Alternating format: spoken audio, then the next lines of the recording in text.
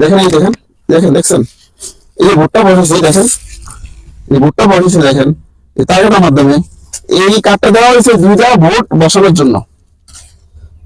তো এখন আমি যদি এই ভিতরে ঢালাই দিই তাহলে কি হবে?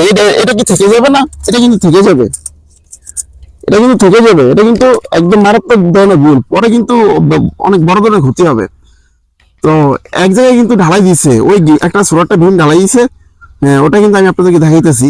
তো তখন আমাকে মালিক আয়নি, তাহলে কিন্তু এই ভুলটা হইতো না। ঢালাই দিলে এটা কিন্তু থেকে যায়, সেটা প্রমাণ আমি আপনাদেরকে দেখাইতেছি। তো আপনাদেরকে আমি দেখাইছি যে কাঠটা যদি ভিতরে থাকে, কাঠটা ঢালাই দিয়ে থেকে দিব। এখন আমি প্রমাণ দেখাচ্ছি, দেখেন এই যে এখানে একটা সিঁড়ির এখানে একটা ভীম করা হয়েছে, এই দেখেন কাঠটা কিন্তু দিছে, কাঠ দিয়ে কিন্তু সাটান গেছে, এই যে কাঠ।